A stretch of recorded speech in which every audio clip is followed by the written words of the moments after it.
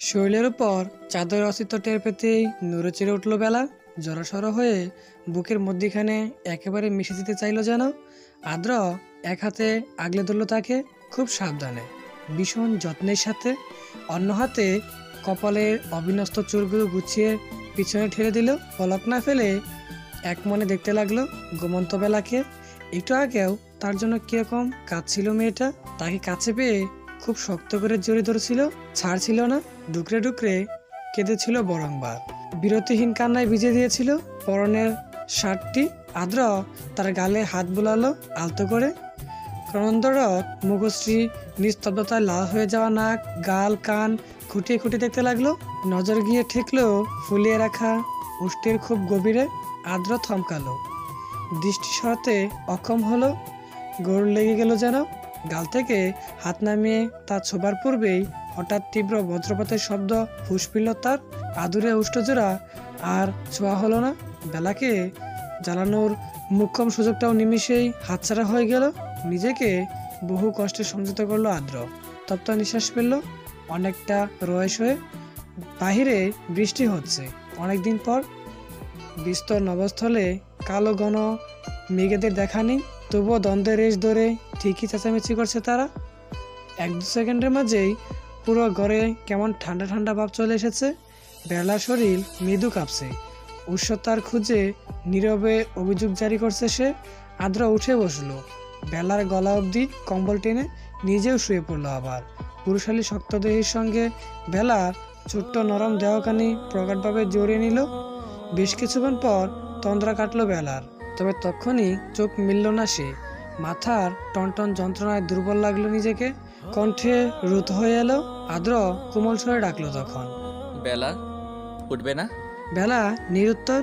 নখে দাঁড়ালো আঘাতে হঠাৎই খামচি ধরলো আদ্র বুকের একটুখানি অংশ। শার্ট ব্যাত করে উন্মুক্ত ত্বক ক্ষতবিক্ষত হলো। আদ্র কোনোরূপ শব্দ করল না, নড়লও না। সহ্য করে নিল চিনচিনি সূক্ষ্ম ব্যথা। মৃদুস্বরে প্রচণ্ড কাতরতা নিয়ে জিজ্ঞেস করলো, নেতা সাহেব, আপনি আমাকে ছেড়ে যাবেন না তো কখনো? যেন বুকে উতাল সমুদ্রের ঢেউ তাণ্ডব করছিল। হুট করেই প্রবল জ্বরের তাণ্ডবটি ঘূর্ণিঝড়ে পরিণত হলো। এলোমেলো হলো সব, ছুটাছুটি করলো। অস্থির হলো ভেতরটা। মনে মনে হাজারবার বলল, কখনো না, কখনো না।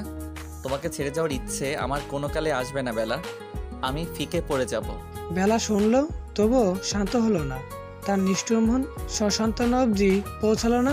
গহীন ডাকঘরে আবারও ডুকরে উঠলো হালকা শব্দে। তৎক্ষণাৎ কড়া নজরে তাকালো আদ্র। কাঁদতে মানা করেছিলাম বেলা, তবু কাঁদছো না। আমার কথা কি তুমি শুনবে না বলে পণ করেছো? এত জ্বালাচ্ছ কেন?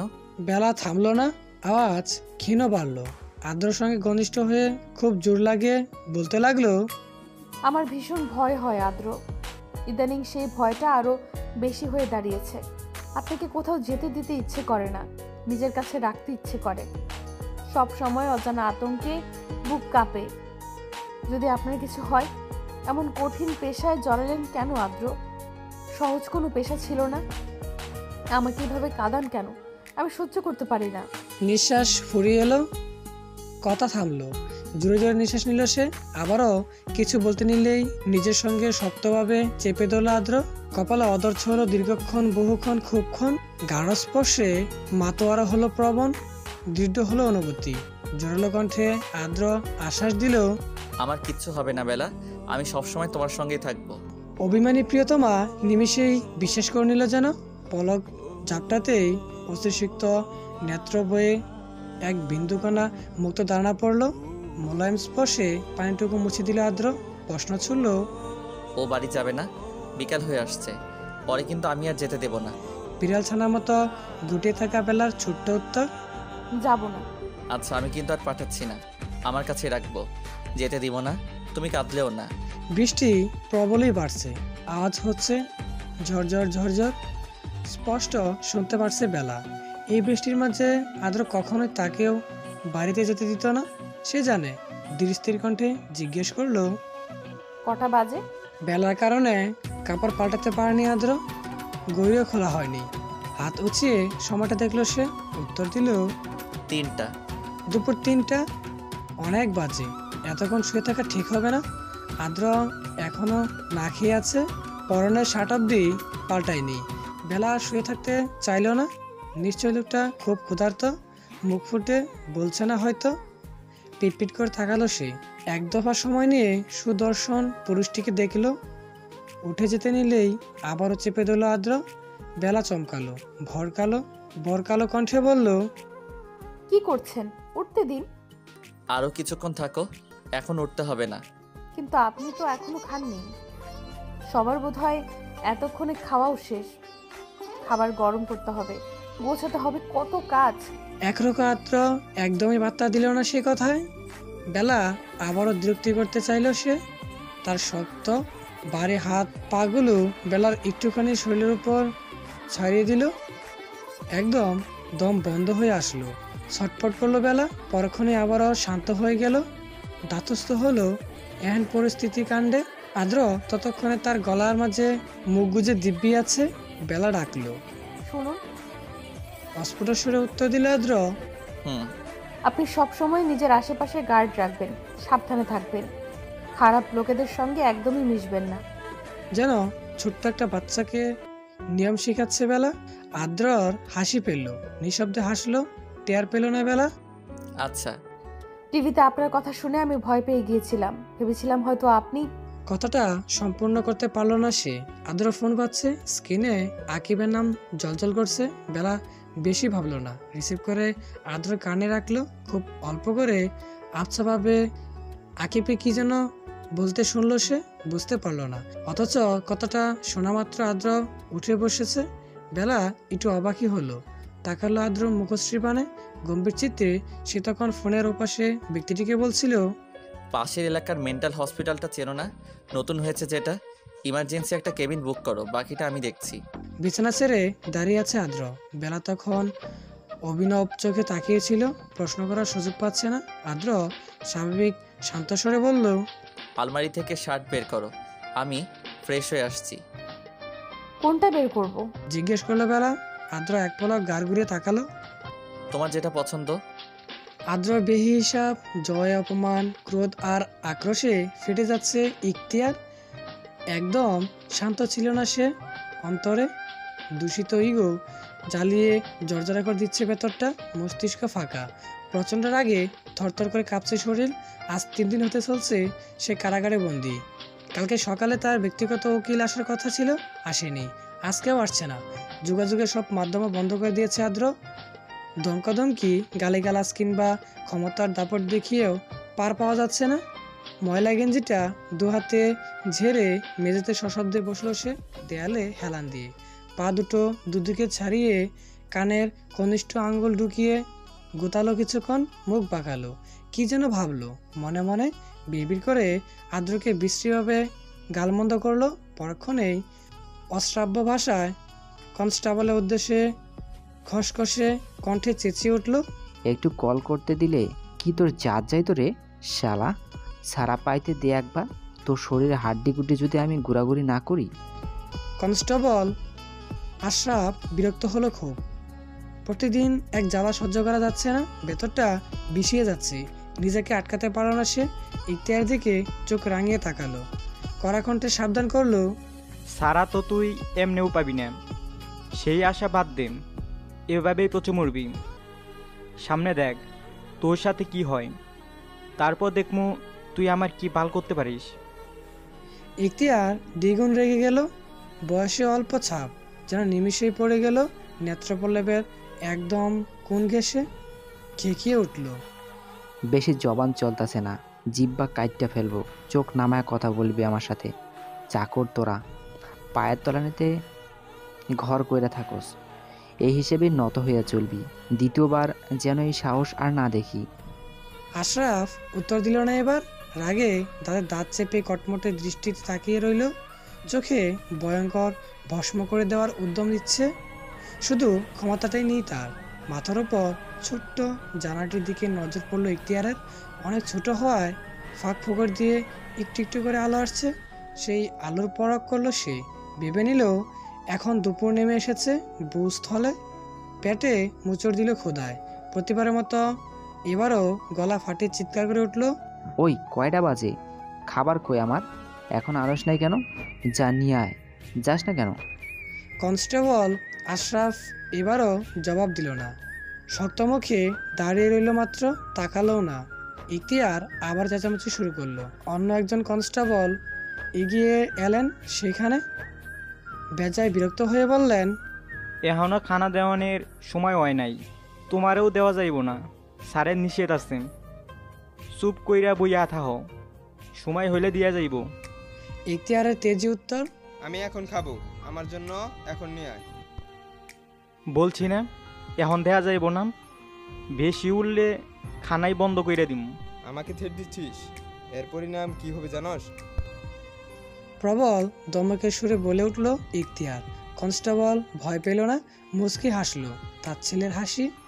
নির্দয় কণ্ঠে বলল, আমার পরিণাম কি হইব আমার জানা আছে, তোমার কি হইব সেইটাও জানি। একটু পরে বাঁচবা নাকি মরবা তারও ঠিক নাই। চুপচাপ বইয়া থাহ, পারলে ক্ষমা চাও আল্লাহর কাছে, পরকালে ক্ষমা পাইলেও পাইতে পারো। ইখতিয়ার মনে মনে খুব ভাবল, সবাই একই কথা বলছে কেন? একটু পর কি হবে তার? আদ্র কোনো নতুন ঘটনা ঘটাতে যাচ্ছে না তো? ঘটাতেও পারে, তার দ্বারা বিশ্বাস নেই।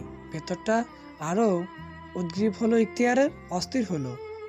একবার ভাবলো আশরাফকে জিজ্ঞেস করবে, পরপরই অহংকারের প্রচুরতায় টু শব্দটিও করতে পারলো না। কণ্ঠনালী থেমে রইল। উকিল এই তো এসে যাবে, তারপরে ছাড়া পাবে সে। এতটুকু বারবার আওড়িয়ে নিজেকে নিজে শান্ত রাখার আপ্রাণ চেষ্টা চালিয়ে যাচ্ছে ইখতিয়ার। সময় গড়িয়ে দুপুর থেকে বিকাল হলো। দোয়াদুই ছাড়া নোংরা হাতে ভাত খাওয়া শেষ করে মাত্রই আরাম করে বসেছে ইখতিয়ার। স্বাচ্ছন্দ্যে ঢেকুর তুলছে। সেকেন্ড গড়াতে না গড়াতেই এমন সময় হঠাৎ জেলখানার রডের দরজাটা খুলে ভিতরে ঢুকলো কনস্টেবল আশরাফ। ভীষণ অনিচ্ছা নিয়ে গম্ভীর কণ্ঠে বলল, আপনার জামিন হয়ে গেছেন, ভেতরে ওসি সাহেব আর আপনার উকিল বসে আছেন, আসুন। ইখতিয়ার চোখ তুলে তাকালো, ক্রুর হাসলো। হাসতে হাসতে উপহাস উঠল। আপনি এত সম্মান, জামিন পেতে না পেতেই নিজের অবস্থান বুঝে ফেলেছিস তাই না? কিন্তু লাভ নেই, আজ রাতে আর বাসায় ফেরে হচ্ছে না তোর। আশরাফ ভাবান্তরহীন, কোনোরূপ প্রভাব পড়ল না তার মাঝে। অস্পষ্ট হাসলো। ওসির কেবিনের বদলে কারাগারের কোণে এক নিচের গড়ে নিয়ে গেল। ইখতিয়ার উৎফুল্ল মনে আশপাশ তাকিয়ে তাকিয়ে দেখছিল। অবিশুদ্ধ মস্তিষ্কে চলছিল আদ্রকে জব্দ করার ফন্দি, নিষ্ঠুর পরিকল্পনা। আচমকা কিছু কনস্টেবল ঘিরে ধরলো তাকে, টেনে টুনে চেয়ারে বসিয়ে দিল। কৌশলে চেয়ারের শক্ত কাঠের সঙ্গে হাত পা দড়ি দিয়ে বেঁধে দিয়েছিল। সহসা প্রচণ্ড ভয়ে রক্তশূন্য হলো ইখতিয়ারের চোখ মুখ। চুপসে গেল সে, তবুও দমল না যেন। সর্বোচ্চ কণ্ঠে চেঁচালো, এই এভাবে বাঁধছিস কেন আমাকে? খুল, সব খুল এখনই, নইলে কিন্তু সবাইকে মাটিতে পুঁতে ফেলবো। ছাড়। ইখতিয়ারের ছটফট, আকুলতা সব মিলিয়েই মুহূর্তটাকে প্রচণ্ড উপভোগ করতে লাগলো আশরাফ। দাঁত বের করে হাসতে লাগলো। আদ্র ওসিয়া রাকিব এলো একটু পরেই। ইখতিয়ার তখন ছেড়ে দেবার জন্য চেঁচাচ্ছিল। আদ্রকে দেখে থমকালো ক্ষীণ। পরক্ষণেই এর চেয়েও অধিক আক্রোশ নিয়ে বলল, এগুলো সব তোর কাজ না? ভালো করিস নাই তুই, একদম ভালো করিস নাই। এখন আমি তোদের কি করব সেটা তুই কল্পনাও করতে পারবি না। তোর পরিবারের এক একটারে তোর বাপের মতো যন্ত্রণা দিয়ে মারবো, রক্ষিকা বানাবো তোর প্রেমিকাকে। বাচ্চা, সময় থাকলে ছাড় আমারে, নইলে কিন্তু। ইখতিয়ারের কথা শেষ হলো না। মুখশ্রী শক্ত করে ভয়াবহ কণ্ঠে আদেশ দিয়ে উঠল আদ্র। মেশিন বের করো। তারা জাগলো সবার মাঝে। রুমের এক কোণ থেকে মাঝারি আকারের মেশিনটা আগলে ইখতিয়ারের কাছাকাছি রাখলো। গেঞ্জি ছিঁড়ে ফেললো। উন্মুক্ত বুক, হাতার কপালে তার জাতীয় কি যেন লাগিয়ে দিল। ইখতিয়ারের চোখ বড় বড়। ইতিমধ্যে যা বুঝার বুঝে ফেলেছে সে। আতঙ্কে গলা শুকিয়ে কাঠ। জোর গলায় তোতলে উঠল, তুই কিন্তু ভালো করছিস না আদ্র, ওদের বল আমার কাছ থেকে সরে যেতে বল। কথা শেষ হওয়ার পূর্বেই মাত্রারিক্ত বৈদ্যুতিক শক কপালে, হাতে, বুকে প্রচণ্ডভাবে ঝটকা দিতেই শরীর জাঁকিয়ে উঠল তার। চোখ মুদল, খিচে এলো বাজেভাবে। 4-5 সেকেন্ড এই যন্ত্রণার মুহূর্তটি চলল। পরপরই হাঁপ ছাড়ল ইখতিয়ার। সামান্য ব্যবধানে গেমে গেল শরীর, মাথা টনটন করে উঠল, অসহায়হীন কষ্টে সহ করতে পারছে না, দেহের সঞ্চার কমছে, দুর্বল হয়ে আসছে ক্রমশই। আবারও একবার বৈদ্যুতিক শক দিতে চাইলেই দুর্বল গলায় চিৎকার করে উঠল ইখতিয়ার। আমাকে ছেড়ে দে আদ্র, আমি আমার সব দোষ মেনে নেব, তোকে কিচ্ছু করব না, ছেড়ে দে আমাকে, ছেড়ে দে। কণ্ঠে থামলো, নতুন উদ্যমে শরীরের শিরা উপশিরায় বিদ্যুৎ খেলে যেতেই শক্ত হয়ে খিচে রইল ইখতিয়ার। আদ্র চোখ মুখে একরাশ আনন্দের দাম্ভিকতা, ঠোঁটে লেগে আছে ভয়ঙ্কর ক্রোধের হাসি, জলজল করছে কালো নেত্রজোড়া, রক্তিম হয়ে আসছে সাদা অংশ। ইখতিয়ারের সচেতনতা দেখে বিদ্রুপ করে উঠল সে। আমার বাবাও একদিন বাঁচার জন্য অনুরোধ করেছিল ইখতিয়ার, তোরা শুনিসনি, মেরে ফেলেছিস, কিন্তু আমি তোকে মারবো না। পার্থক্যটা এখানেই। তপ্ত নিঃশ্বাস ফেলে আকিবকে আবার বলল, তোমার ভাবিকে কল করো আকিব, বলো তার নেতা আজ তাড়াতাড়ি ফিরবে। জলমলে আকাশ, রোদ্দুরে ভীষণ আদুরে আদুরে ভাব, পাখিরা ডাকছে কিচির মিচির। ক্ষুধার্ত বেলা আদ্রের অপেক্ষায় ঘুমিয়ে গিয়েছিল প্রায়। গালে ঠান্ডা হাতের স্পর্শ পেতেই তন্দ্রা কাটলো, পিটপিট করে তাকালো, ঝাপসা চোখ স্পষ্ট হলো ধীরে ধীরে। প্রেমিক পুরুষের মুখশ্রী বেশি উঠল একদম সামনে, অধরে ইচ্ছত হাসি, তার চোখে তীক্ষ্ণ দৃঢ় চাহনি যেন গাঢ়ভাবে ছুঁয়ে দিচ্ছে। লাজুক রাঙা গালে আলতো হাসলো বেলাও, মন চাইলেও আদ্র সহ্য বেজা জাকরা চুলগুলো খুব করে ছুঁয়ে দিতে। দাঁড়ালো দাড়ির বাজে হাত বোলাতে নিজেকে সংযত করলো সে। দুমকণ্ঠে জিজ্ঞেস করলো, কখন এসেছেন? আদ্র হাসজ্জ্বল মুখেই উত্তর দিল, আধা ঘন্টা হয়েছে। কিছু খেয়েছেন? আদ্র মাথা নাড়ালো, অর্থাৎ না। তৎক্ষণাৎ উঠে বসলো বেলা, এলোমেলো শাড়ির আঁচল সামলালো, তার হাত উঁচিয়ে চুল খোপা করলো, এরপর ব্যস্ত হয়ে বিছানা থেকে নামতে নামতে বলল, আপনার জন্যই অপেক্ষা করছিলাম, একটু বসুন, আমি খাবার আনছি। কিন্তু তার আর করা হলো না। বাধা দিয়ে হাত টেনে ধরেছে আদ্র, বুকে প্রচণ্ড প্রগাঢ়ভাবে মিশিয়ে নিয়ে বলল, আমি নিয়ে এসেছি, ওই যে টেবিলে প্লেট রাখা, আসো খাইয়ে দিচ্ছি। বলতে বলতে টি টেবিল থেকে প্লেটটা নিল আদ্র, অনবস্ত হাতে এক লোকমা ভাত বেলার ঠোঁটের কাছে ধরলো। বেলা পলক জটকালো বিমরতা নিয়ে, ভাতটুকু কোনো মতো মুখে দিতেই বৃষ্টির তিক্ত স্বাদ টের পেল সে, তবুও নজর বিন্দুমাত্র সরল না, অবাক নয়নে চেয়ে রইল। আদ্র ব্রু কুচকে ফেলছে, আরেক লোকমা ভাত এগিয়ে সে গম্ভীর গলায় বলল, এভাবে তাকিয়ে থাকবে না বেলা, তুমি বিরক্ত করছো আমায়। বেলার কি যেন হলো, সে তবুও চেয়ে রইল, লজ্জা ভিড় জমালো না। প্রশ্ন ছুড়ল, আপনি খাচ্ছেন না কেন? তার আগের মতোই উত্তর। খাচ্ছি। খাওয়ানো শেষে হাত ধুয়ে বেলাকে বুকে নিয়ে শুয়ে পড়ল আদ্র এক কম্বলের নিচে। একে অন্যের সাথে ঘনিষ্ঠ হয়ে বেলা তখনও আদ্র পানে ড্যাব ড্যাব করে চেয়ে আছে। আদ্র দীর্ঘশ্বাস ফেলল, কোমর জড়িয়ে রাখা হাতটা শক্ত করে লৌসরে বলল, ঘুমাও বেলা, এভাবে তাকিয়ে থাকলে আমি নিজেকে সামলাতে পারবো না। বেলা ঠোঁট কামড়ালো, এদিক ওদিক তাকিয়ে দৃষ্টি সরালো, খুব আস্তে করে বলল, আমার ঘুম আসছে না তো। আদ্র ভ্রু কুঁচকালো। কেন? একটু আগেই তো ঘুমিয়েছি। তবু ঘুমানোর চেষ্টা করো, আমার ঘুম আসছে। বেলা হাঁসফাঁস করছে, ঘুম আসছে না কিছুতেই। চোখ তুলে বারবার দেখছে সদৃশ্য লোকটাকে, আনমনে জিজ্ঞেস করলো, আপনি এত সুন্দর কেন আদ্র? আদ্র চমকালো, বন্ধ চোখ তৎক্ষণই মেলল। কিছু বলা পূর্বেই অনুভব করলো বেলার শরীরে তাপমাত্রা আস্তে আস্তে অস্বাভাবিক হয়ে উঠছে, উষ্ণতা বা খুব অস্পষ্টভাবে থেকে থেকে সে কোনো মতে বলল, আমার মাথা ব্যথা করছে আদ্র, আমি সহ্য করতে পারছি না। বক্ষস্থলে যেন হঠাৎই পাথরের আবির্ভাব ঘটল, প্রচণ্ড ভারী হয়ে উঠল নিমিষেই। আপনা আপনি ডান হাতের পাতা বেলার ললাট স্পর্শ করলো, আগের চেয়ে গরম লাগছে, ক্ষীণ কম্পায়মান শরীর খুবভাবে কাঁপিয়ে তুলছে তার ভেতরটা।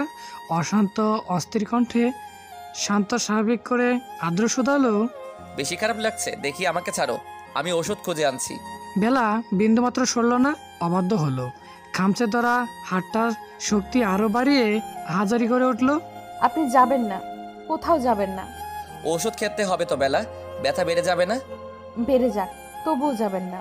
প্রেমিকার নাসরবান্দা স্বভাবের মুহূর্তেই পরাজিত হলো প্রেমিক পুরুষ।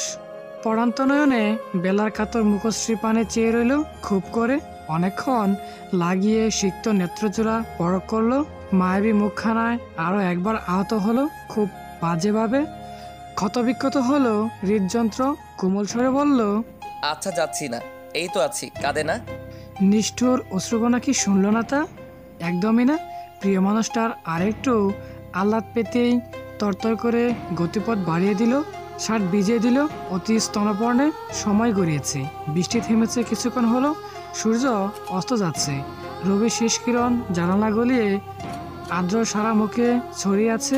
একটু আগেও চোখে পাতা তরন্দার কারণে মেলাতে পারল না, তরন্দার কারণে মেলাতে না পারলেও এখন সে পালিয়েছে, কিছুতেই ধরা দিচ্ছে না।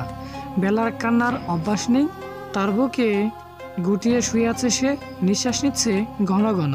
চুল এলোমেলো হয়ে গেছে আবার। আদ্র চুলগুলো এলোমেলোই রাখলো, ঠিক করলো না। অবিন্যস্ত বেলা খুব গভীরে ঢুকলো, আঁচলে বাজে বাজে দৃষ্টি ঘোরালো, অন্যরকম গলায় ডাকলো। বেলা, ক্ষীণ কণ্ঠস্বরে উত্তর দিল বেলা। জি।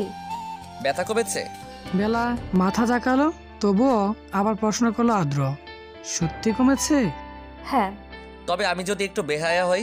নিঃসংকোচ আবদারের পিঠে বেলা চমকালো, ভরকালো, বিহলম্ব হলো। তৎক্ষণাৎ নজর তুলে তাকালো, বিমরতায় কি বলবে ভেবে পেল না। পলক জটকালো, লাজুক রাঙা হলো গাল, চোখ দুটো নুয়ে গেল। নীরবে সম্মতি পেতেই দুর্বোধ্য হাসলো আদ্র। আদুরভাবে কাছে টেনে নিল বেলাকে।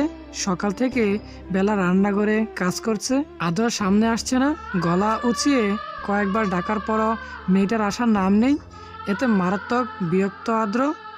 চোখ মুখ ভীষণ কুচকানো, ব্রু বাঁকানো, ধপধপ পায়ের ড্রয়িং রুমে এসে সোফায় বসলো সে।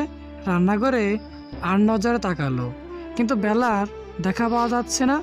যেন অদৃশ্য হওয়ায় আপ্রাণ প্রতিজ্ঞা করছে মেয়েটা। আয়াজ বসে বসে আদ্রকে পর্যবেক্ষণ করছিল। আদ্র দেখা দেখি সেও রান্নাঘরে একবার উকি দিল, জিজ্ঞেস করলো, বেলাকে খুঁজছিস ভাই? আদ্রর গম্ভীর কণ্ঠ। না। আয়াজ মুচকি হাসলো। ঝগড়া করেছিস? না। তাহলে? লজ্জা পাচ্ছে, সামনে আসতে চাইছে না। গম্ভীর কণ্ঠের হাস্যকর অভিযোগ। আয়াজ নিজেকে আটকাতে পারল না, জোরে জোরে হেসে ফেলল। হো হো করে শব্দ হলো খুব। ঠাট্টা করে বলল, তুই লজ্জা দিয়েছিস কেন? মেয়েটা তো আর তোর মতো নির্লজ্জ না। আদ্র তীব্র নেত্রে তাকালো, দৃঢ়তা নিয়ে প্রশ্ন করলো। আমি নির্লজ্জ? আয়াজ জবাব দিল না, আগের মতোই হাসতে লাগলো, তবে এবার নিঃশব্দে। হঠাৎই জুড়ে জুড়ে বেলাকে ডেকে উঠল সে। বেলা একটু অবাক হলো, হাতের কাজ রেখে ইতস্ত পায়ে ছুটে আসলো। আদ্র তাকিয়ে তাকিয়ে দেখলো শুধু বেলার হদন্ত হয়ে ছুটে আসা মেয়েটাকে সে অনেকক্ষণ ধরে ডাকছে। আসার তো দূর, জবাব পর্যন্ত দেয়নি, অথচ আয়াজের এক ডাকে সামনে হাজির। বাহ! আদ্রর গম্ভীরতার ভাব বাড়ল, বিরক্ত হলো মন মস্তিষ্ক, বিগ্রানো মেজাজ। তাকে দেখে বেলা চুপসে গেল, লাজুক পাতার মতো জড়সড়ভাবে দাঁড়ালো। আড়ষ্ট কণ্ঠে আয়াজকে বলল, কিছু বলবেন না ভাইয়া? আয়াজ দাঁত বের করে হাসলো। হ্যাঁ, ভাইয়া তোমাকে ডাকছিল। পলক জাপটে বেলা নমনীয় চোখে আদ্র দিকে তাকালো, অথচ লোকটা অন্যদিকে চেয়ে আছে। খুব কি রেগে আছে তার উপর? গলা নামিয়ে বেলা জিজ্ঞেস করলো, কিছু বলবেন? আলমারি থেকে আমার পিস্তল নিয়ে আসো। জি। বেলার মতো অবাক হলো আয়াজ, চোখের বিস্তরতা বাড়ল। বেলা কথা বাড়ল না। রাজবাড়ি আদ্র ইয়ানিককে এক পলক দেখে ধীর পায়ে রুমে গেল চলে। নকশা করা কাঠের আলমারি খুলল, একটু ঘাটাঘাটি করতেই কাপড়ের আড়ালে সিলভার রঙের বন্দুকটি পেয়ে গেল, হাতে নিল। কি ভীষণ ভারী সেটা, দেখে বোঝা যায় না। একটুখানি দেখতেই তো আলমারি বন্ধ করতে নিলেই পিছনে পরিচিত মানুষটার অস্তিত্ব থমকে দিল তাকে। বরাট কণ্ঠে গাঢ় স্বরে শুনতে পেল, বন্দুকের গুলিতে নিজের লজ্জাকে মারতে পারবেন বেলা? তবে পালাতে পারবেন, নয়তো ছেড়ে দিচ্ছি না। এলোমেলো অবিন্যস্ত গড়ের আশপাশে চোখ বোলাতেই গাল ফুলিয়ে দীর্ঘশ্বাস ফেলল বেলা। সকালে রুম গোছানো হয়নি, সে তো ঘুম থেকে উঠেই পালিয়ে পালিয়ে বেরিয়েছে। লজ্জার অসহনীয় যন্ত্রণায় আদ্রর সামনে আসতে পারেনি, কিন্তু শেষে তো পাষাণ নেতার হাত থেকে রক্ষা মিলল না, ধরা দিতেই হলো। সোফায় অযত্নে পরে থাকা সাদা পাঞ্জাবিটা সযত্নে হাতে নিল বেলা, বুকে চেপে ধরল। পাঞ্জাবিতে আদ্র আদ্র গ্রান আছে, মোহনীয় স্নিগ্ধ গ্রান। সে তার একদমই কাছে আছে, খুব কাছে। দেয়ালে টানানো গুটি কয়েক ছবিগুলোর মাঝে হঠাৎই একটা অচেনা অপরিচিত ফ্রেম দৃষ্টিগোচর হলো বেলার। তারই ঘুমন্ত মুখশ্রী স্পষ্ট করে তোলা। আদ্রর প্রশস্ত বুকের একাংশ দেখা যাচ্ছে। পাঞ্জাবিটা ভাঁজ করে সোফায় রাখলো সে। এগিয়ে গেল, হাত বাড়িয়ে আলতো করে ছুলো ফ্রেমটা। কাল রাত্রিবেলাও দেয়ালে ক্ষীণ জায়গাটা ছিল সম্পূর্ণ ফাঁকা, তার স্পষ্ট মনে আছে। তবে কোথা থেকে এলো এই ছবিটা? আদ্র লাগিয়েছে কখন? সে যখন রুমে ছিল না তখন? ভাবনা শেষ হলো না। তীব্র ছেদে সন্ধি ফিরল। আয়াজের গলা শোনা যাচ্ছে। দরজার ওপাশ থেকে সে ডাকছে, ভাবি আসতে পারি? চমকিত বেলা দ্রুত হাত সরিয়ে নিল ফ্রেম থেকে। চারদিকে চোখ বুলালো। কম বেশি লাগছে, অতটাও অগোছালো নয়। সস্বস্তির নিঃশ্বাস ফেলে উত্তর দিল, জি আসুন ভাইয়া। দরজা ঠেলে ভেতরে ঢুকলো আয়াজ। ঠোঁটে কিঞ্চিত পরিমাণ বিস্তর হাসি। সরাসরি সোফায় বসে জিজ্ঞেস করলো, কাজ করছিলে? ডিস্টার্ব করলাম? না না, এমনি ঘর গোছাচ্ছিলাম। আপনি কিছু বলবেন ভাইয়া? আয়াজ আড়মোড়া ভাঙলো, হামি দিল 2-3 বার। কথা বলতে সময় লাগলো। গুমগুম কণ্ঠে শুধালো, ভাই কাজ দিয়েছিল একটা, আমি করতে ভুলে গিয়েছিলাম। তোমার যেন কোন কোন বই লাগবে আমাকে লিস্ট করে দিও, আমি এনে দিব। বলতে বলতে ঘুমে ঝিমিয়ে উঠল সে। তন্দার নেত্রজোড়া খুলে রাখা যাচ্ছে না। মাথা ঝিমঝিম করছে। দুহাতে চোখ কষলে বিরক্তি প্রকাশ করলো আয়াজ। অসন্তোষ ভাব ফুটে উঠল।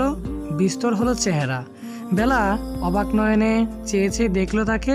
বিস্মিত কণ্ঠে জিজ্ঞেস করলো, আপনি কি সারা রাত ঘুমাননি? আয়াজের সহজ স্বীকারোক্তি। মা, সৈতির সঙ্গে কথা বলেছি। মেয়েটাকে আজকাল সময় দিতে পারছিলাম না তো, তাই কাল সারা রাত ওর অভিযোগ শুনতে শুনতে আর ঘুমানো হয়নি। আবারও হামে দিয়ে উঠল আয়াজ। নেত্রকোণে ক্ষীণ জলেরা ভিড় জমালো। কথা অসমাপ্ত হয়ে থেমে গেল। বেলা মুচকি এসে বলল, আপনারা বিয়ে করছেন না কেন ভাইয়া? তবেই তো সমস্যার সমাধান হয়ে যায়। আজের মুখশ্রীতে দুঃখী দুঃখী ভাব ফুটে উঠল। হতাশায় নিমজ্জিত হলো মন। দীর্ঘশ্বাস ফেলে অত্যাধিক অসহায় নিয়ে কাতর গলায় বলল, চাইলে তো বিয়ে করতে পারছি না ভাবি। চৈতির অনার্স শেষ হতে আরও 2-3 বছর লাগবে। এর আগে ওর বাবা রাজি হবেন না। এ কয় যুগ শেখা কবি রুদ্র না হওয়া পর্যন্ত তোমার উপায় নেই। একটু থেমে আয়াজ আবার বলল, আমি দেখি একটু পর ঢাকা যাব ওর সঙ্গে দেখা করতে, তখন তোমার বইও নিয়ে আসবো। বেলা পলক ঝটকালো। বিমুট কণ্ঠে জিজ্ঞেস করলো, চৈতি আপু ঢাকায় থাকেন? হ্যাঁ, তুমি জানতে না? বেলা মাথা নাড়ালো। সে জানতো না। ততক্ষণে আয়াজের ঘুম মাথা চড়া দিয়ে উঠেছে। আস্তে ধীরে উঠে রুমে চলে গেল সে। অনেকটা ডুলমুল নড়ে বড়ে পায়ে। পাশের বাড়িতে ঝগড়া হচ্ছে, তীব্র থেকে তীব্রতর। কানে হরতাল লেগে যাচ্ছে। শব্দরোধের আন্দোলন করছে প্রতিটা জীবের শ্রবণ যন্ত্র। রেখা কান্না করছিল। বেলা ঠিক তার পাশেই দাঁড়ানো, হাতে হাতে কাজ এগিয়ে দিচ্ছে। চুলার আঁচ অল্প কমিয়ে তরকারিতে আলু ডেকে দিলেন রেখা। কি ভেবে মুচকি এসে বললেন, জানো বেলা, আদ্রর বাবা আমাকে খুব ভালোবাসতেন, কোথাও যেতে দিতেন না, খুব খেয়াল রাখতেন। আমাদের কখনো বড় সড়ো ঝগড়া হতো না। যারই দোষ থাকুক না কেন তিনি আগে ভাগে ক্ষমা চেয়ে ঝামেলা মিটিয়ে নিতেন। কিন্তু রাজনীতির কারণে আস্তে আস্তে কেমন যেন পাল্টে গেলেন। ব্যস্ত থাকতেন, ব্যবসায় মন দিতে পারতেন না। আমাদের জন্য সময় ছিল না তার। কষ্ট করে সবার বিরুদ্ধে গিয়ে এমপি হলেন। সেদিন কি না খুশি ছিলেন তিনি। চেহারা থেকে চোখ ফেরানোই যাচ্ছিল না। ওনার ব্যস্ততা বাড়ল, বাইরে থাকা শুরু করলেন। বাসায় তেমন আসতেন না। সে যে কবে আমাদের সঙ্গে অনেকক্ষণ সময় কাটিয়েছেন আমার মনে নেই। সবসময় চিন্তায় থাকতেন, আমাকে কিছু খুলেও বলতেন না। এরপর তো 1 বছর বাসায় আসলেন না। আমার পরিবার ভাবলো উনি আমার সঙ্গে প্রতারণা করেছেন, আর আসবেন না। সেই সময়টা যে কি কষ্টের ছিল। সবাইকে ভুল প্রমাণ করে আদ্রর বাবা এলেন একদিন। ওটাকে আসলে আশা বলে না, চিরদিনের জন্য চলে যাওয়া বলে। ময়লার ডাস্টবিনে ওনার ছিন্ন শরীরটা পড়েছিল। পচে গিয়েছিল ওনার প্রতিটা চামড়া। চেহারার মাংসগুলো গলে কেমন যে দেখাচ্ছিল, গন্ধে টেকা যাচ্ছিল না এলাকায়। এ কারণে কেউ লাশ গোসল করাতে চাচ্ছিল না। ছোট্ট আদ্র তখন কি বলেছিল জানো? মা, আমাদের কাউকে লাগবে না, আমি, আয়াজ, আরু আর তুমি মিলে বাবাকে গোসল করাবো। কিভাবে করাতে হয় সেটা তো আমি জানি না, তুমি আমাকে বলে দিও, ঠিক আছে? আমি কান্নায় অজ্ঞান হচ্ছিলাম বারবার, অথচ আমার ছেলেটা কত সাহসের সঙ্গে কথাটা বলেছিল। আমার চোখে এখনো ভাসে সেই সময়টা। থামলেন রেখা, নেত্রযুগল অশ্রুসিক্ত হয়ে আছে। আঁচল দিয়ে পানিটুকু মুছলেন। কৃত্রিম এসে বললেন, তুমি একটু তরকারিটা দেখো তো বেলা, গরম লাগছে, আমি একটু ফ্যানের নিচে গিয়ে বসি। রেখা চলে গেলেন। বেলা সেদিকে স্নান চোখে চেয়ে রইল শুধু। বুক ভারী হলো খুব। অজানা আতঙ্কে কম্পিত হলো সর্বাঙ্গ। আদ্রকে নিয়ে ভয় হলো, ভীষণ ভয়। আকাশে চাঁদ নেই, মেঘের আড়ালে লুকিয়ে আছে শত্রুতা। ল্যাম্পপোস্টের আলোয় স্পষ্ট হয়ে আছে পিচঢালা রাস্তা। 2-3টে কুকুর আদো আদোভাবে দেখা যাচ্ছে। নিজেদের মাঝে রেশারেশি করে প্রচণ্ড চেঁচাচ্ছে তারা। ঘেউ ঘেউ করছে বিরতিহীন। বাতাসে গাছের পাতা নড়ছে। ঝিঝি পোকার ঝিঝি শব্দ কানে বাজছে।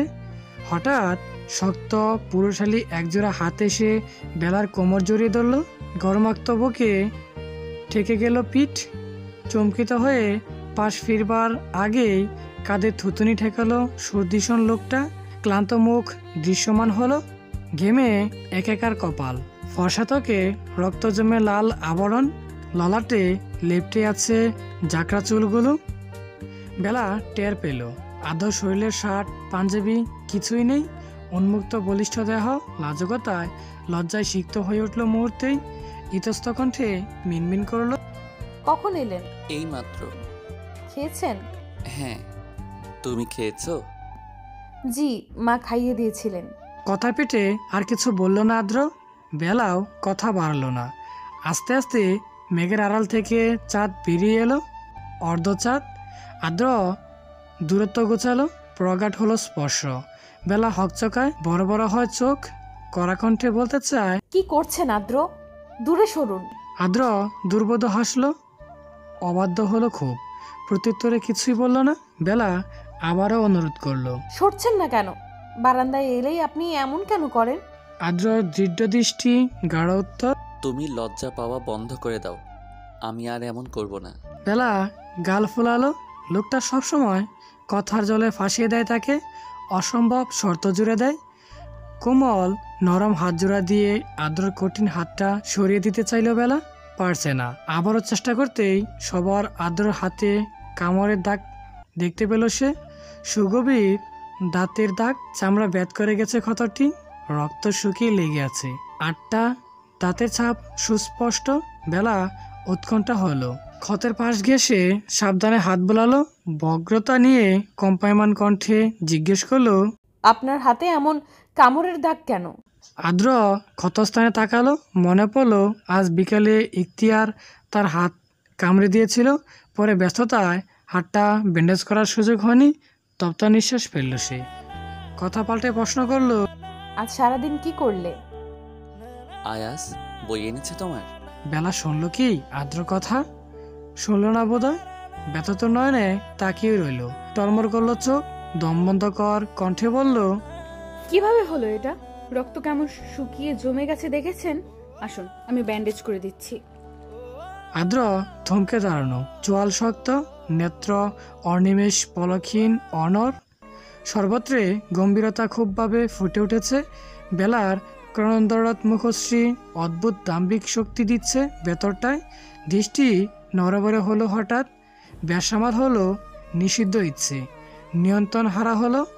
বেলাকে কাছে টেনে নিল সে। শূন্য মস্তিষ্কে অধরে অধর ছুঁয়ে দিল অধৈর্য ভঙ্গিতে। ভয়ঙ্কর মুহূর্ত, ভয়ঙ্কর তার কাছে পাওয়ার আকাঙ্ক্ষা, তীব্র প্রণয়।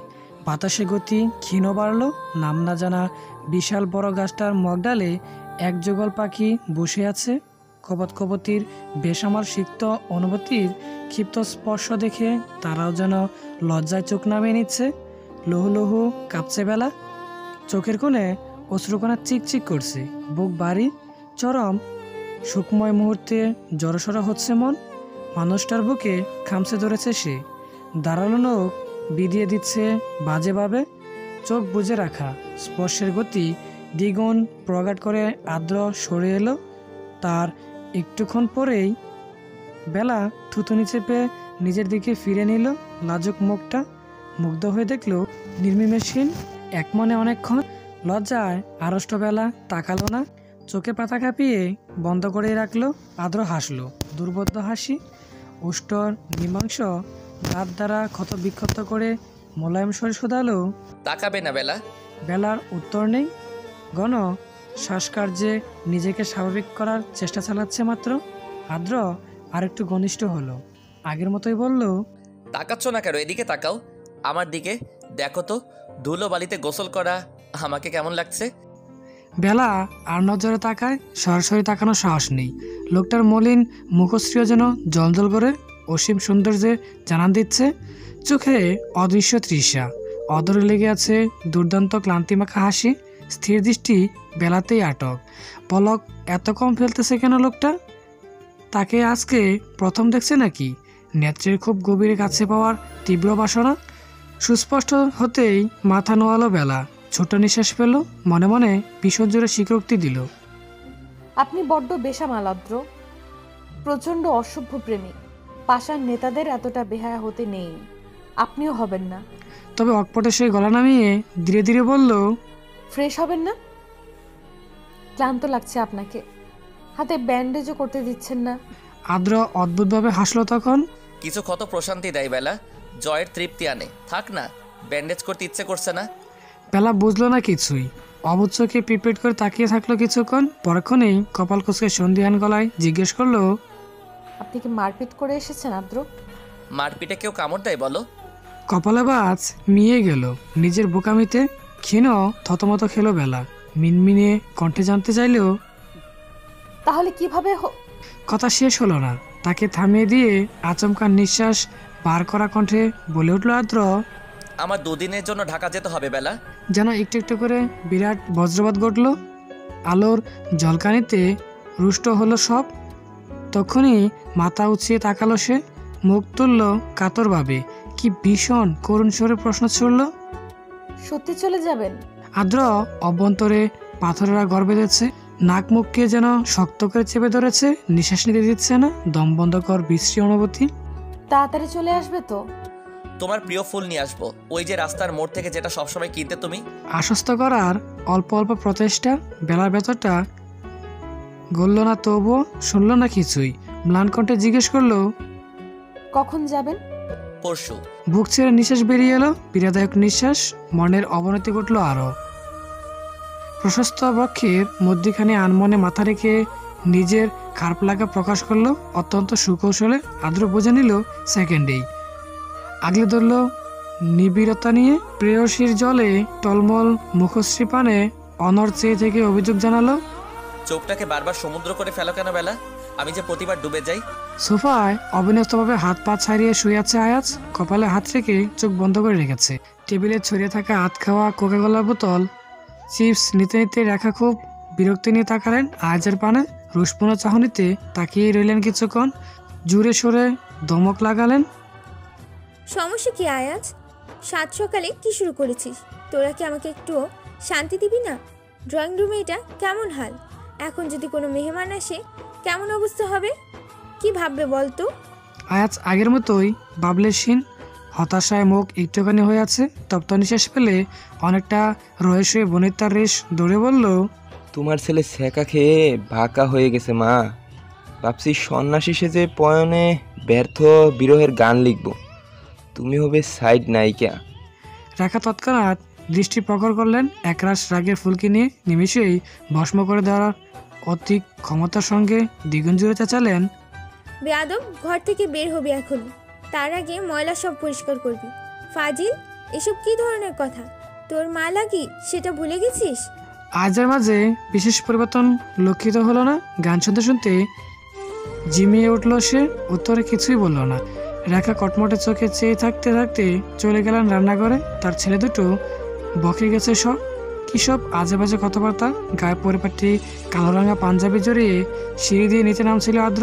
তার একটু পেছনেই গুটিসুটি ভীষণ ধীর পায়ে এগিয়ে আসছিল বেলা। মুখশ্রী ভরে আছে অত্যাধিক লাজের দৃঢ় আবরণে। সোফায় আয়াজের মুখোমুখি বসলো আদ্র। গানের চরণ কানে বাজতেই রূপ উসকে গেল তার। প্রশ্ন করলো, এসব কি গান? চৈতির সঙ্গে তেরাবেকা কিছু হয়েছে নাকি? দেবদাস সেজেছিস কেন? আয়াজ কপাল থেকে হাত নামালো, এক পলক তাকালো মাত্র, আফসোস নিয়ে বলল, ছ্যাঁকা খেয়েছি ভাই। আদ্র অবাক কণ্ঠ, মানে? তুই আমাকে ছ্যাঁকা দিয়েছিস ভাই, মারাত্মক কষ্ট দিয়েছিস। আমাকে রেখে আগে আগে বিয়ে করার আগে তোর কি একটুও বুক কাঁপেনি? এত নির্দয় তুই। আদ্রর কপালে বলিরেখা তখন আকাশ ছোঁয়া, চোখ মুখ কুচকে বলল, বিয়ের মাস বেরোবে, এতদিনে তোর কাপাকাপির কথা মনে হলো? মনে তো আগেই হয়েছে, কালকে আর একটু গভীরভাবে ভাবলাম। তুই যে বাবির সাথে আমার চক্ষের সামনে দিনরাত প্রেম করিস, কেন করিস? আমি যে বিয়ে পাগল জানিস না? আমার যে তোর মতো বিয়ে করে বাচ্চার প্ল্যানিং করতে ইচ্ছে করে, বুঝিস না? তুই কি পাগল? আমি এখনই এসবের প্ল্যান করব কেন? কণ্ঠস্বরে আশ্চর্যের দ্বারা চুয়ে চুয়ে পড়ল যেন।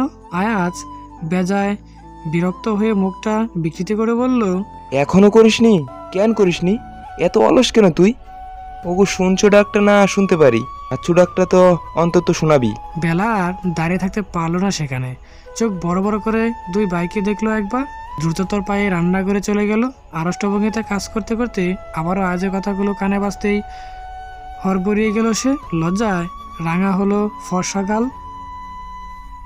রেখা পাশ থেকে ডাকছেন, অথচ অস্বস্তিতে জবাবও দিতে পারল না বেলা।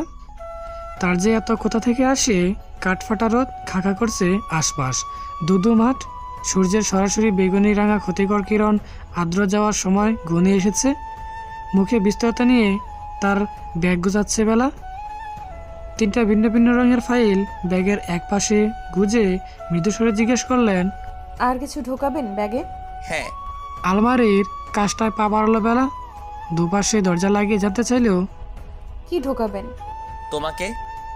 জড়তাহীন নিঃসংকোচ আবদার। বেলা হকচকিয়ে তাকায়, একবার গাঢ় কণ্ঠের বাজে সিক্ত হয়। আদ্র খুব কাছাকাছি চলে এসেছে ততক্ষণে।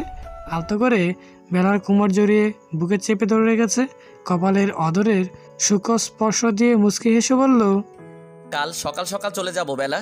তুমি এখন থেকেই কান্নার প্র্যাকটিসটা করে নাও, সকালে যদি আমি দেখার সময় না পাই।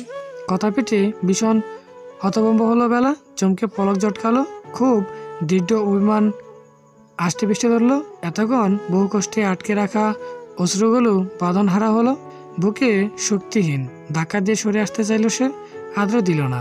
শার্টের একাংশ নিমিষেই ভিজিয়ে বেলা ভাঙা কণ্ঠে বিড়বিড় করলো, আপনি এত মন খারাপ কেন? ভীষণ বাজে। প্রত্যুত্তর আদ্র শব্দ করে হেসে দিল এবার, প্রাণ খুলে বিস্কর নিয়ে নিকৃষ্ণ চুলের উপর অদর ছুঁয়ে উত্তর দিল, আমি তো তোমার কান্না দেখার জন্যই বিয়ে করেছিলাম বেলা, ভুলে গেছো? বেলা শুনলো, অভিমানে জড়াসড় হয়ে জবাব দিল না। আদ্র বুকের সঙ্গে লেপটে ফুফালো কিছুক্ষণ, বুকের শার্ট আঁকড়ে ধরলো, নিদারুণ অসহ্য কণ্ঠে থেকে থেকে বলল, আপনি কেন চলে যাবেন? আমি কিভাবে থাকবো? বেদনায় ডুবে যাওয়ার মুহূর্ত। রুমে এসি বন্ধ, বনবন শব্দে বৈদ্যুতিক পাখা চলছে অবিরাম। অনিলে জাপটায় চুল এলোমেলো হচ্ছে, শুকনো গলায় ডুব গিল আদ্র। হাত বাড়িয়ে বেলার এলোমেলো চুলগুলো কানের পিছনে গুঁজে দিল। বেলা ঘুমিয়ে গেছে, গালে কান্নার অবশিষ্ট জল দাগ হয়ে এটি আছে। আদ্র বৃদ্ধাঙ্গুল দিয়ে মোছার চেষ্টা করলো, গেল না। ব্যর্থ নিঃশ্বাস ফেলে বেলাকে কুলে তুলে নিল, সোফা ছেড়ে বিছানায় শুয়ে দিল খুব সাবধানে, ভীষণ যত্নে। নিজে শুয়ে পড়ল তার ঠিক পাশে, তাকে দিল নিশ্চুপভাবে। মেয়েটাকে ছেড়ে যেতে ইচ্ছে করছে না, তিতো তিতো লাগছে সব। তিক্ত অনুভূতির ব্রকস্থল চিনচিন করছে। সময়টা এত দ্রুত এগোচ্ছে, কেন এগোচ্ছে? একটু দৃঢ়ভাবে চলা যায় না?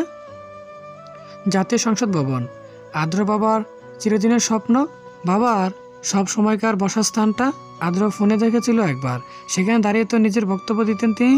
আজ আদ্র বসেছে সেখানে, স্পর্শ করছে যেন যেন যেন তার বাবাকে ধরেছে।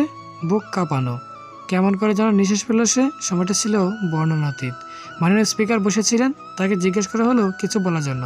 আদ্র নিজেকে সামলে বাবার মতোই মুখটা কঠিন করে একের পর এক হৃদয় কাঁপানো বক্তব্যের প্রস্তুতি নিল নিপুণতার সঙ্গে। সংসদ ভবন থেকে বেরিয়ে আদ্র সোজা গাড়িতে গিয়ে বসলো, মুজিব কোট খুলে রাখলো, সিটে হেলান দিয়ে চোখ বুঝলো, ক্লান্ত স্বরে বলল, গাড়ি সোজা কুমিল্লায় নাও আকিব, এখানে আর একটা দিনও থাকা সম্ভব না। আকিব গাড়ি চালু করলো না, চুপসানো ভঙ্গিতে বসে আছে ড্রাইভিং সিটে। এসির মাঝেও প্রচণ্ড গামছে শরীর, কাঁপছে। আদ্র কপাল কুচকালো, বিরক্ত কণ্ঠে আবার বলল, কি সমস্যা আকিব? গাড়ি ছাড়ছো না কেন? ওপাশ থেকে কোনো উত্তর নেই। আদ্র নেত্রচোরা উন্মুক্ত করলো। আকিবকে জড়সড় হয়ে বসে থেকে ব্রু উঁচিয়ে প্রশ্ন ছুড়ল, কি হয়েছে আকিব, কাঁপছো কেন? ভাবি ফোন দিয়েছে ভাই। এটুকু কথা বলতেই মিনিট খানেক লাগিয়ে দিল আকিব। আদ্রর বিরক্তির মাত্রা বাড়ল। গম্ভীর গলায় বলল, ঠিকভাবে কথা বলো আকিব। আসলে ভাবির ফোন থেকে কল এসেছিল, উনি ওনার। আদ্র ফুস করে নিঃশ্বাস ছাড়ল, শান্ত চোখে তাকালো। এভাবে কথা বলছো কেন আকিব? ভালোভাবে একেবারে কথা বলো। ভাই ভাবির মুখে কে যেন এসিড মারছেন, অবস্থা ভালো না। একদমে চোখ মুখ খিচে বলে উঠল আকিব। আদ্র স্তব্ধ হলো, থমকালো। দৃষ্টির চঞ্চলতা, বুকে ছুরির আঘাত স্পষ্ট অনুভব হলো কি নির্ধারণভাবে। আদ্র বিশ্বাস করে নিল বেলাকে নিয়মিত মিথ্যা বলবে না আকিব, এমন মজা তো নয়। কণ্ঠ নড়বড়ে হওয়ার আগেই স্বাভাবিক শীতল গলায় বলল, কে করেছে কাজটা? আকিব বিতু আঁকি জোড়া মেলে ধরল। জানি না ভাই, আওয়াজ ভাই একটু আগে কল করেছিলেন। তিনি নাকি তখন ভাবিকে নিতে এসেছিলেন ভার্সিটিতে। রাস্তায় আসার সময় বাইকে করে দুজন ছেলে এসে এসিড মারে। ভাবির চেহারা একবার জ্বলে গেছে, আওয়াজ ভাইয়ের হাতেও। কথা বলা শেষ হলো না। আদ্র আবার বলল, কখন হয়েছে এসব? আমাকে জানানো হয়নি কেন? আপনি সংসদে ছিলেন, আপনাকে বিরক্ত করতে চাইনি। সঙ্গে সঙ্গে প্রলয়নকারী হুঙ্কার ছাড়ল। আদ্র বজ্রকণ্ঠে চেঁচিয়ে উঠল, আমি বিরক্ত হব? এত বিশ্রী ভাবনা কেন তোমার? গাড়ি চালাও এক্ষুনি। বসে থাকতে রেখেছি তোমাকে? গাড়ি চলতে শুরু করলো। পর মুহূর্তেই কেবিনে জ্বালানো আছে, অথচ বন্ধ করে রেখেছে কেউ। কৃত্রিম বৈদ্যুতিক বাতি সারাক্ষণ জ্বলে থাকে, মাথার ওপর ফ্যান চলছে ঠিকই, কিন্তু নিজের শীতল স্পর্শে কারোর হৃদয় ছুঁতে পারছে না। দোলা দিয়ে উঠছে না মন, বিষাক্ত হয়ে আছে। হাসপাতালে পৌঁছাতে বেশি সম্মান নিল না আদ্র। কেবিনের সামনে সারি করে দাঁড়িয়ে আছেন সবাই। আয়াজকে এক কোণে দেখা যাচ্ছে, বাহুর অংশ ব্যান্ডেজ করা, তাকে জড়িয়ে ধরে অবিশান্ত কাঁদছেন রেখা। আদ্রকে দেখতে পেয়ে ছুটে এলেন, আচমকা চর মেরে দিলেন ডান গালে। আদ্র হতবাক, বিমূঢ়, চোয়াল শক্ত। রেখা কাঁদতে কাঁদতে চেঁচিয়ে উঠল, তোকে বলেছিলাম না মেয়েটাকে ছেড়ে দিতে? কেন নষ্ট করলি মেয়েটার জীবন? কি ক্ষতি করেছিল ও তোর? খুশি লাগছে না এখন? যা চেয়েছিস তা তো পেয়েই গেছিস, এখন আবার কেন এসেছিস এখানে? চলে যা, বেলার সঙ্গে দেখা করতে দিব না আমি।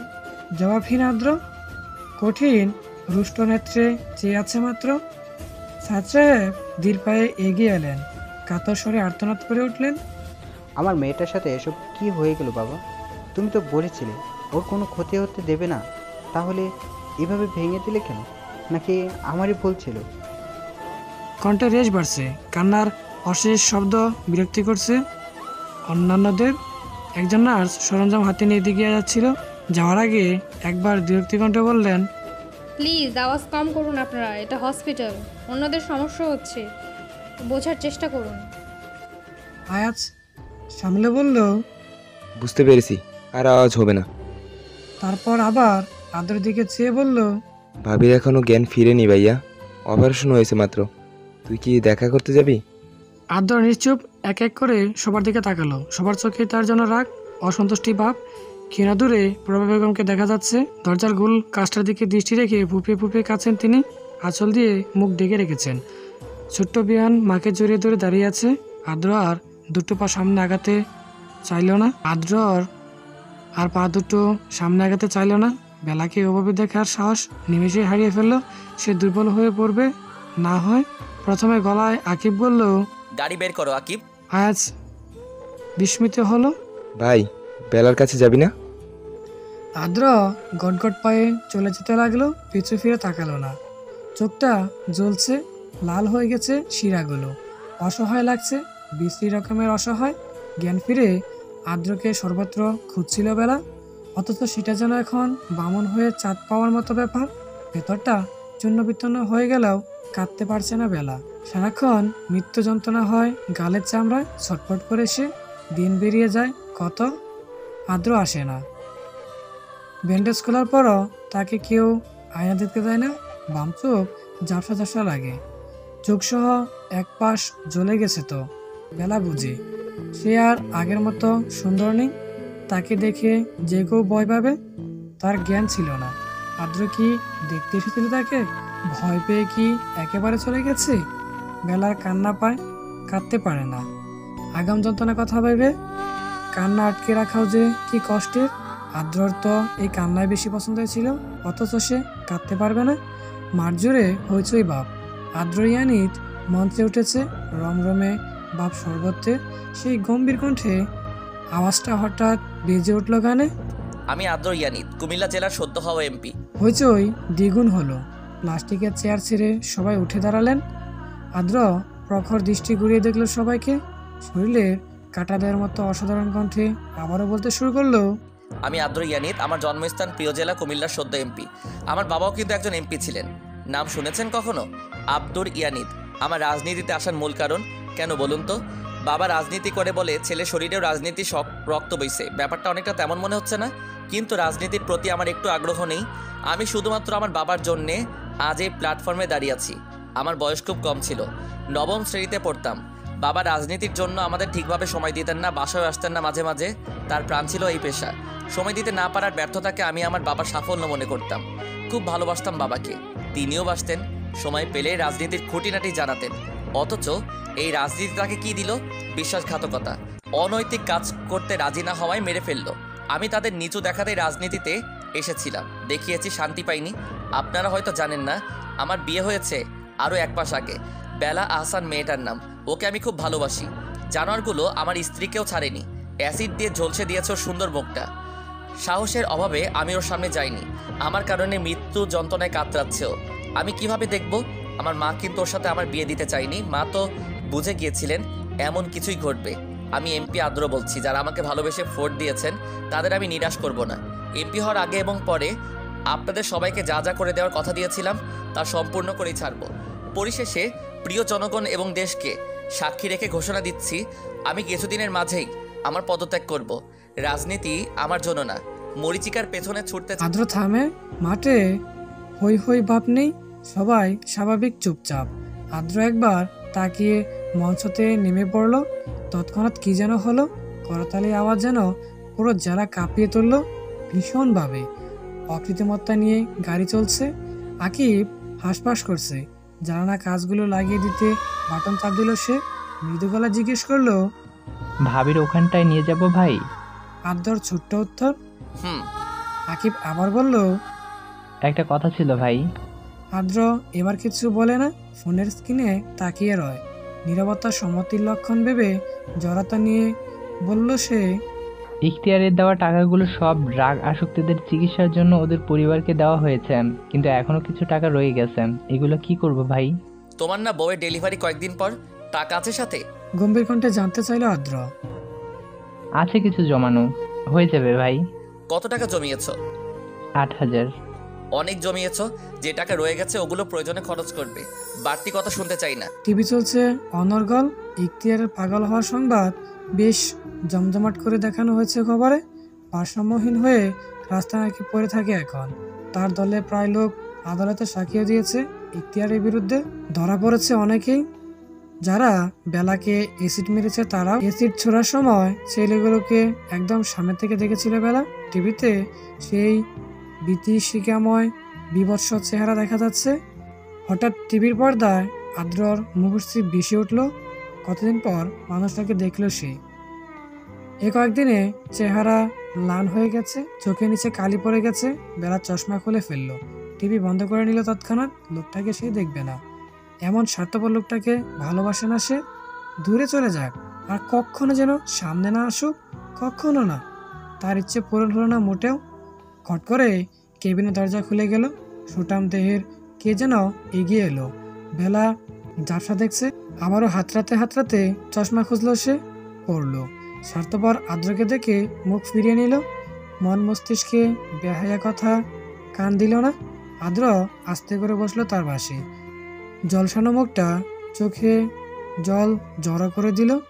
বারবার লাগলো নিজেকে, সে কি কখনো এতটা অসহায় বোধ করেছিল? বাবা মৃত্যুর সময় তো কি কঠিনভাবে সামনে নিয়েছিল নিজেকে, তবে আজ পারছে না কেন? আদ্র সময় নিল, গম্ভীর নিঃশ্বাস নিয়ে রাখলো। বেলা দেখো আমি এসেছি, তাকাবে না? বেলা তাকালো না, শক্ত গলায় আওড়ালো, কেন এসেছেন? কারো দয়া চাই না আমার, চলে যান। আমি তোমার উপর দয়া করছি না বেলা, তুমি আমার উপর একটু দয়া করো, এদিকে তাকাও। বেলা শুনল না, ক্রমশই নিঃশ্বাস গণা হচ্ছে, তার কষ্ট হচ্ছে। ভাঙা গলায় সে জোর দিয়ে চেঁচাতে চাইল, আমি আপনার মুখ দেখতে চাই না, চলে যান এখান থেকে। এতদিন পর কেন দরদ দেখাতে এসেছেন? নিশ্চয়ই মুক্তি চাওয়ার জন্য। ঠিক আছে, দিয়ে দেব মুক্তি। পরিবেশ গুমট ভাব, নিশ্চল সব। আদ্র নিষ্প্রভ চোখে নির্দয় বেলার দিকে তাকিয়ে রইল কিছুক্ষণ। হঠাৎ করেই জড়িয়ে দিল গাঢ়ভাবে। বেলা ছাড়া পাওয়ার জন্য ছুটাছুটি করলো, চেঁচালো। আদ্র শক্ত হয়ে রইল। যা কিছুই হোক, বেলাকে ছাড়বে না সে, একদমই না। দুর্বল বেলা একটু পরে শান্ত হয়ে গেল, প্রাণহীন গলায় অনুরোধ করলো, কেন এমন করছেন আদ্র? চলে যান, আমি নষ্ট হয়ে গেছি। আমি আর আগের মতো সুন্দর নেই। সবাই ভয়ে দূরে দূরে চলে যায়, হায়না দেখায় না, কাঁদতেও পারি না, যন্ত্রণায় কান্না আসতে চায় না। আমি আর আগের মতো নেই আদ্র, সবার অপ্রিয় হয়ে গেছি, কেউ আর ভালোবাসে না। বেলার মাথায় হাত বোলালো আদ্র। শব্দজুট খুলে কণ্ঠকে মোলায়েম করে বলল, মুশ, শান্ত হও। কে বলেছে তুমি অপ্রিয় হয়ে গেছো? তুমি তো সবসময়ের জন্যই আমার প্রিয় বেলা। সিক্ত গলায় প্রতিবাদ করলো বেলা। মিথ্যা বলছেন আপনি। আপনিও আমাকে ভালোবাসেন না আর, নয়তো আমার মুখ ঝলসে যাওয়ার পরে আর আসেননি কেন? আদ্র তপ্ত নিঃশ্বাস ফেলে উত্তর দিল, কে বলেছে বেলা? আমি তো রোজই আসতাম, তুমি ঘুমিয়ে থাকতে। বেলার ভালো গাল বেয়ে জল গড়ালো, জলসানো চোখটা সময় নিল খুব। বাজে শিরশিরে অনুভূতি নিয়ে নেত্রে তরতর করে কাঁপিয়ে একটুখানি জল বের হলো। সেই পানির দিকে চেয়ে রইল আদ্র। হুট করে জুকালো মাথা, জ্বলছে লাল হওয়া ভয়ঙ্কর চামড়ায় অদর ছোয়ালো দৃঢ়ভাবে। ফিসফিস করে বলল, আমি তোমার চেহারাকে ভালোবাসিনি বেলা। বেলা কান্না তেজ বাড়ল, করুণ কণ্ঠে হাউমাউ করে কেঁদে উঠল বেলা। আদ্র থুতুনির উপর কপাল ঠেকালো। আদ্র মুচকে আসলো, মলিন স্বর শোনা গেল, কাঁদে না বেলা, তোমার না কষ্ট হয়? বেলা শোনে না, চরম অবাধ্য হয়ে বেহায়া হয়। নিজ ইচ্ছাতে অদরে অদর মিলিয়ে দেয়, সময় গড়ায়, গড়াতেই থাকে, খেয়াল থাকে না কারোরই। এর চেয়ে সুখময় অনুভূতি কি আছে? প্রশান্তি কি আর আছে? আদ্রর তো জানা। হ্যালো গাইস, গল্পটা এখানেই সমাপ্ত। তো গল্পটা কেমন লাগলো জানাতে একদমই ভুলবে না কিন্তু। আর হ্যাঁ, যারা এখনো আমাদের চ্যানেলটিকে সাবস্ক্রাইব করনি তারা অবশ্যই আমাদের চ্যানেলটিকে সাবস্ক্রাইব করে পাশে থাকা বেল আইকনটি অন করে নেবে। আর দেখা হচ্ছে খুব শীঘ্রই নতুন একটি ভিডিওতে। সেই পর্যন্ত সবাই ভালো থাকো, সুস্থ থাকো, আমাদের প্রিয় স্বপ্ন চ্যানেল সাথেই থাকো। ধন্যবাদ, টাটা।